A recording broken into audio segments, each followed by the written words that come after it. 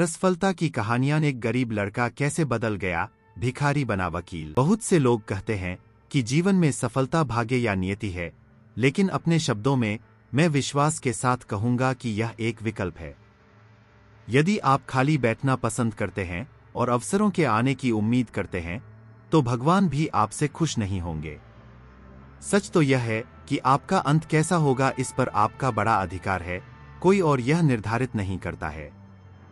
इसमें कोई आश्चर्य की बात नहीं है कि आविष्कारक और महान परोपकारी जैसे लोग ऐसे व्यक्ति थे जो असफल हुए लेकिन तुरंत नई शुरुआत करने के लिए तैयार हो गए। मैंने जीवन में सफलता की जो अलग अलग अनोखी कहानियां सुनी हैं, उनमें से इदोवू की कहानी लाखों में एक है।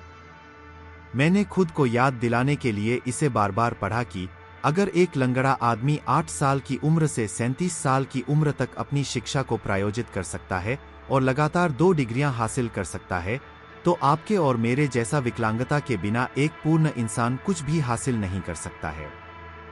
उसकी कहानी। सफलता से प्रेरित अब्दुस्सलाम इदोवू का जन्म 1979 में मिस्टर और मिसेज इदोवू के घर हुआ था। उनके जन्म के कुछ समय बाद ही उन्हें पोलियो हो गया और वे इसके कारण अपंग हो गए। अंदाजा लगाओ, वह सिर्फ 3 साल का था। मानो इतना ही काफी नहीं था, जिंदगी ने उस बेचारे लड़के पर उसकी कच्ची उम्र में ही एक और भयंकर प्रहार कर दिया। उसने अपनी मां को खो दिया। उनके पिता और अन्य रिश्तेदारों की उनसे सारी उम्मीदें खत्म हो गईं और उन्होंने उनकी प्राथमिक स्कूल की शिक्षा के लिए भुगतान करना बंद कर दिया। जाहिर है, उसकी लंगड़ाहट ने उनके भविष्य में उनकी रुचि खो दी। उसे प्राइमरी में प्रमोट नहीं किया गया क्योंकि उसकी फीस का भुगतान नहीं किया गया था। दुख की बात है कि उन्होंने अपनी शिक्षा में सहयोग न करने के लिए अपने पिता और दादी को चुनौती दी।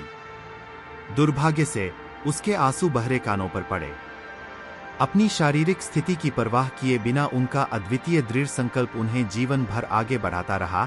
अब्दुस्सलाम धन और समर्थन के लिए सड़कों पर उतर आए। उन्होंने अपनी खराब स्थिति को अपने ऊपर हावी नहीं होने दिया। उन्होंने 8 साल की उम्र में क्वारा राज्य के एरिन इले में भीख मांगना शुरू कर दिया था।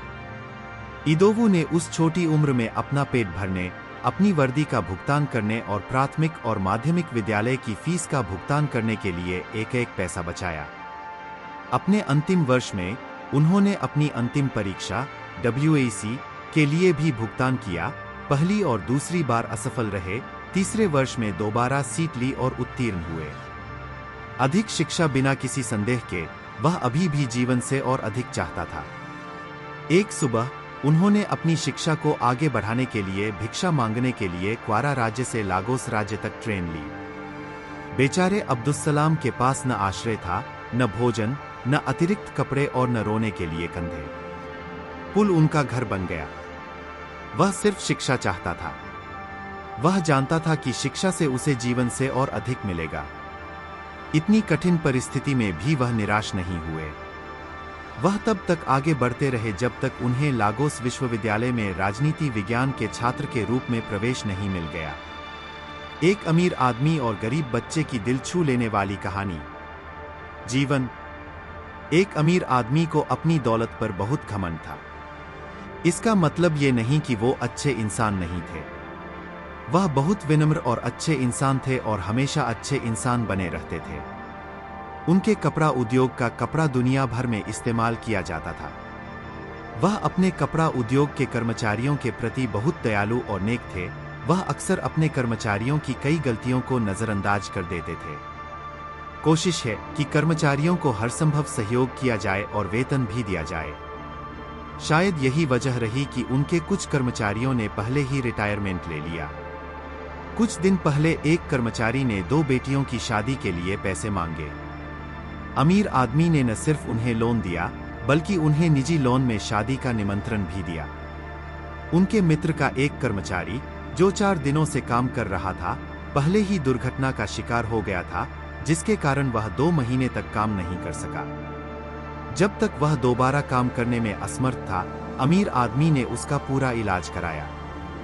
वह एक महान देवदूत थे। उन्हें लोगों की मदद करने में खुशी होती थी। वह जानता था कि उसका विकास गरीबों का दावा है, लेकिन उसके दिल में उसे लगता था कि वह अमीर है।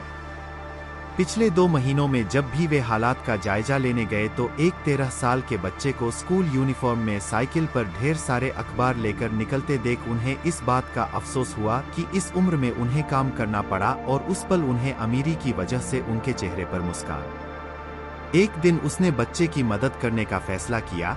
वह वहां पहुंच गया जहां उसने बच्चे को देखा और इंतजार करने लगा। आधे घंटे के इंतजार के बाद बच्चा प्रकट हुआ। बच्चा अपनी साइकिल लेकर गेट से बाहर आ गया। उसने हाथ के इशारे से बच्चे को पास बुलाया और उसकी जेब में 1000 रुपए रख दिए। उसे तब झटका लगा जब बच्चे ने उससे पैसे लेने से इनकार कर दिया और कहा, मेरे माता पिता कहते हैं कि ऊपर वाला हाथ नीचे वाले हाथ से बेहतर है। बच्चा अपनी जेब से 10 रुपये निकालकर कंपनी के चैरिटी बॉक्स में डाल देता है। पैसे डालने के बाद वह अपनी साइकिल की ओर निकला और गेट से बाहर चला गया।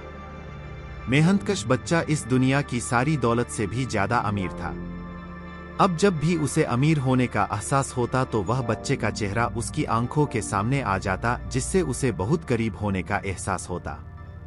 कहानी का अर्थ यह है कि एक व्यक्ति केवल अपने अच्छे कर्मों और अच्छी सोच से ही अमीर बन सकता है।